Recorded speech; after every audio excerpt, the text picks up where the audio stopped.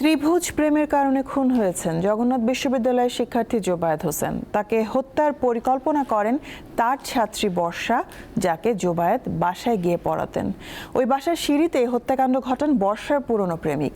জোবায়েদের সঙ্গেও কলেজ পড়ুয়া বর্ষার প্রেমের সম্পর্ক গড়ে উঠেছিল। ঢাকা মেট্রোপলিটন পুলিশ আজ এইসব কথা জানিয়েছে।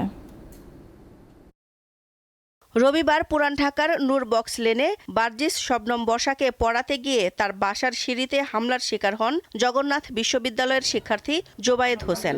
তাকে ছুরি দিয়ে আঘাত করেন বর্ষার দীর্ঘদিনের প্রেমিক মাহির রহমান। সঙ্গে ছিলেন মাহিরের বন্ধু ফারদিন আহমেদ আইলান। জোবায়েদ নিহত হওয়ার পরপরই তার ছাত্রী বর্ষাকে আটক করে পুলিশ। তাকে জিজ্ঞাসাবাদে খুলতে থাকে ঘটনার জট। গ্রেপ্তার করা হয় বর্ষার প্রেমিক মাহির ও তার বন্ধু ফারদিনকে। মাহিরের পাশাপাশি শিক্ষক জোবায়েদের সঙ্গেও বার্জিস শবনম বর্ষার প্রেমের সম্পর্ক গড়ে ওঠে। এর জেরেই হত্যাকাণ্ডের শিকার হন এই মেধাবী শিক্ষার্থী। মঙ্গলবার জোবায়েদ হত্যার চাঞ্চল্যকর তথ্য গণমাধ্যমের সামনে তুলে ধরে পুলিশ। বর্ষার পরিকল্পনা অনুযায়ী জোবায়েদকে হত্যা করার তারা সিদ্ধান্ত নেয়। মেয়েটা এর প্রতিও দুর্বল হয়ে যায় জোবায়েদের প্রতি। এখন তো ওই যে মাইন্ড হচ্ছে টিল্টিং, যখন মাহিরের কাছে যায় তখন মাহিরের, যখন জোবায়েদের কাছে যায় তখন জোবায়েদের। ঠিক আছে, তো মাহিরকে সে বলছে যে জোবায়েদকে না সরাতে পারলে আমি আসলে তোমার থাকতে পারবো না।